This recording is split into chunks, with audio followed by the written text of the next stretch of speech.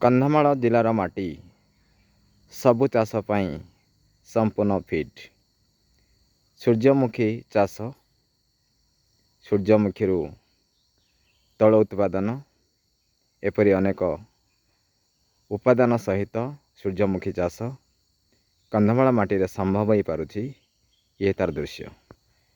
ପାହାଡ଼ ପାଦଦେଶରେ ସୂର୍ଯ୍ୟମୁଖୀ ଚାଷ କରି ଆଦିବାସୀ ଜନଜୀବନ ସମ୍ପୂର୍ଣ୍ଣ ଭାବରେ ବିକଶିତ ଆଡ଼କୁ ଗତି କରୁଛି, ଯାହାର ଉଦାହରଣ ଆପଣ ଦେଖିପାରୁଛନ୍ତି। କୃଷିର ବିକାଶ ସହିତ ଦୁଇ ପଇସା ରୋଜଗାର କରିବା ପାଇଁ ଆଦିବାସୀ ଜନଜୀବନ ସମ୍ପୂର୍ଣ୍ଣ ଭାବରେ ସମର୍ପିତ। ବର୍ତ୍ତମାନ ଆମେ ଦେଖୁଛୁ ପାହାଡ଼ ପାଦଦେଶରେ ରହିଛି ଏ ପ୍ରକାର ଫସଲ ଉତ୍ପାଦନ। ଜଳର ଅଭାବ ମଧ୍ୟ ରହିଛି। ସରକାରଙ୍କ ତରଫରୁ ନିବେଦନ ରହୁଛି, ଯଦି ଉଚିତ ଜଳ ଯୋଗାଣ ସହିତ ଆଦିବାସୀ ଭାଇମାନଙ୍କ ପାଇଁ ଏ ଚାଷ କରିବା ପାଇଁ ଯଦି କିଛି ଲୋନ୍ ଏବଂ ସବସିଡ଼ି, ସାର ଏବଂ କିଛି ଖତ ଯଦି ମାଗଣାରେ ପ୍ରଦାନ କରାଯାଏ, ତାହେଲେ ନିଶ୍ଚିତ ଭାବରେ ଚାଷ ଆଗାମୀ ଦିନରେ ଆଗକୁ ବଢ଼ିପାରିବ।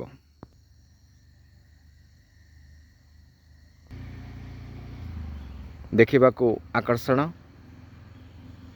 ଏହି ଆକର୍ଷଣ ଭିତରେ ଅନେକ ଡିପ୍ରେସନକୁ ମଧ୍ୟ ଏହା ପ୍ରତିହତ କରିପାରିବ। କେବଳ ଚାଷ ପାଇଁ ଉପଯୋଗୀ ସୂର୍ଯ୍ୟମୁଖୀ ଏହା ଭାବିବା ଭୁଲ। ଏହାକୁ ଦେଖି ଆମେ ଅନେକ ମାନସିକ ଅବସାଦ ମଧ୍ୟ ଦୂର କରିପାରିବା। କନ୍ଧମାଳ ମାଟି ନିଶ୍ଚିତ ଭାବରେ ସବୁ ଫସଲ ପାଇଁ ଫିଟ୍, ଏହାକୁ ଆମେ ବୁଝିବାକୁ ପଡ଼ିବ।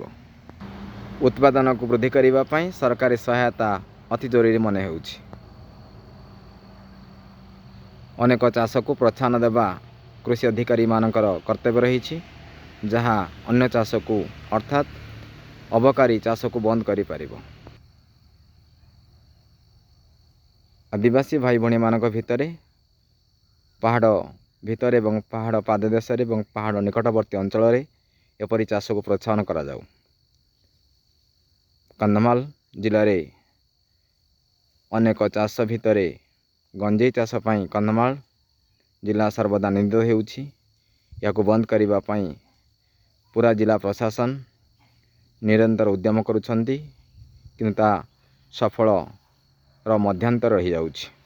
ଏହାର କାରଣ ଅନ୍ୟ ଚାଷ ପାଇଁ ପ୍ରୋତ୍ସାହନର ଅଭାବ ରହୁଛି, କିମ୍ବା ଆଦିବାସୀ ଭାଇମାନଙ୍କୁ ଢାଲ କରି ସେମାନଙ୍କୁ ବ୍ୟବହାର କରି ଗଞ୍ଜେଇ ଚାଷ ପ୍ରୋତ୍ସାହନକୁ କିଛି ଦଲାଲ ମାତୁଛନ୍ତି ବୋଲି ଯାହା ବିଭିନ୍ନ ଗଣମାଧ୍ୟମରେ ପ୍ରକାଶିତ ହେଉଛି। ଆସନ୍ତୁ କନ୍ଧମାଳ ଜିଲ୍ଲାରୁ ଗଞ୍ଜେଇ ଚାଷ ବନ୍ଦ କରି ଏ ପ୍ରକାର ଚାଷକୁ ଆଗକୁ ନେଇ କନ୍ଧମାଳ ଜିଲ୍ଲାକୁ ସକ୍ରିୟ କରିବା। ଏକ ମୋଟିଭେସନ୍ ସହିତ ଏକ ଇନଫର୍ମେସନ୍ ଆମ ଚ୍ୟାନେଲ୍ ତରଫରୁ। ବାସ୍ତବିକ କନ୍ଧମାଳ ଜିଲ୍ଲାରେ ଖୁବ୍ ଶୀଘ୍ର ଗଞ୍ଜେଇ ଚାଷ ବନ୍ଦ ହୋଇ ଭିନ୍ନ ଚାଷକୁ ଗୁରୁତ୍ୱ ଦେବାର ସମୟ ଆସିଛି।